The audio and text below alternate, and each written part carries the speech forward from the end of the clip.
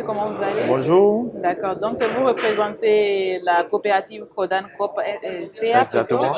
Pouvez-vous nous en dire plus sur cette coopérative? Ok, l'entreprise Codan Copsia est une société coopérative exportatrice des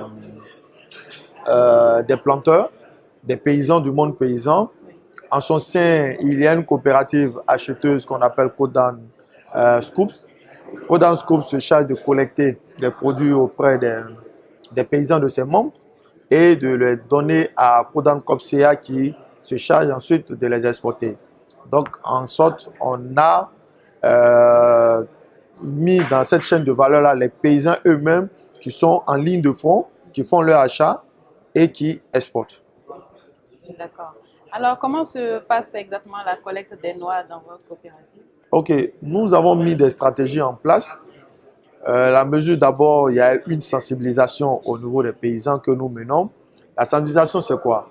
Nous demandons aux paysans, d'abord, en termes de ramassage des noix, que le temps que la noix tombe pour qu'ils puissent les collecter ne doit pas être au-delà de 3 jours. Il faut permettre aux paysans de ramasser rapidement les noix dans un délai de 2 à 3 jours et séparer la noix et la pomme pour ne pas que la noix puisse être pourrie et puisse impacter la pomme. Et plutôt puisse impacter la noix. Ok, donc après ça, quand ce travail est fini, le paysan prend les noix et va les sécher. Les sèche.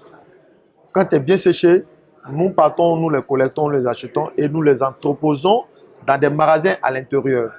Et après maintenant, on va les récupérer, on les achemine sur Abidjan. Et à Abidjan, si les noix sont dans de bonnes conditions, nous les mettons dans les sacs export et nous les conditionnons et nous les mettons dans le conteneur et nous les emportons directement sur les bateaux. D'accord. Voilà. Alors, quelles sont les mesures que vous prenez pour la durabilité de la filière par rapport aux producteurs? Ok, nous pensons bien que la filière doit être profitable pour tout le monde. Et donc, la première personne à bénéficier, pour ne pas dire la première entité à bénéficier de cette filière-là, c'est le paysan lui-même.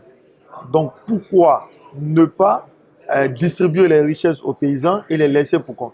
Et c'est pourquoi nous avons dit, pour assurer une bonne durabilité dans ce domaine-là, il va falloir faire asseoir des œuvres communautaires pour ces paysans. Et ces œuvres communautaires, c'est la construction de centres de santé, c'est la construction d'écoles de primaire, c'est la construction des hydrauliques villageoises pour les adductions d'eau potable. Parce qu'un paysan bien soigné, un paysan bien éduqué, un paysan avec une santé en termes d'eau a le courage de pouvoir aller au champ et de ne pas être stressé par sa femme qui est enceinte et ne pas être stressé par son fils qui doit aller à l'école. Il y a une école primaire qui l'accompagne et tout. Et de ne pas être stressé quand ses enfants sont malades ou lui-même pour sa propre santé.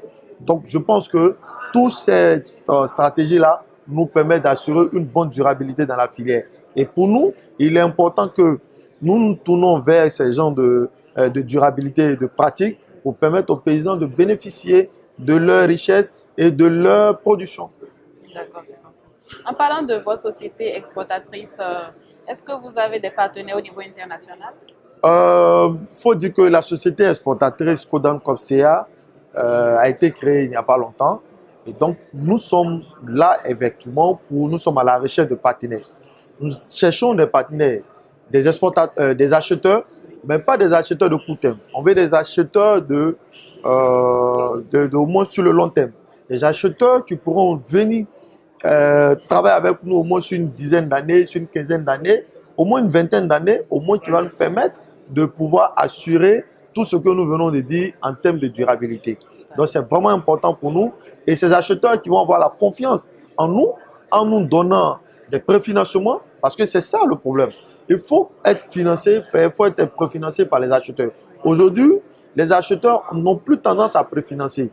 Mais nous pensons que ce n'est pas des politiques qui doivent être, comment on appelle ça, être évitées. Il faut ramener ces politiques-là parce qu'il y a plusieurs systèmes qu'on peut mettre en place en termes de structuration financière, en termes de garantie, pour permettre à cette filière-là de pouvoir aller de l'avant. Voilà. D'accord. Merci beaucoup, Monsieur Guillaume. Merci. Et bonne chance à vous pour la suite. Merci à vous pour le remerciement. Merci.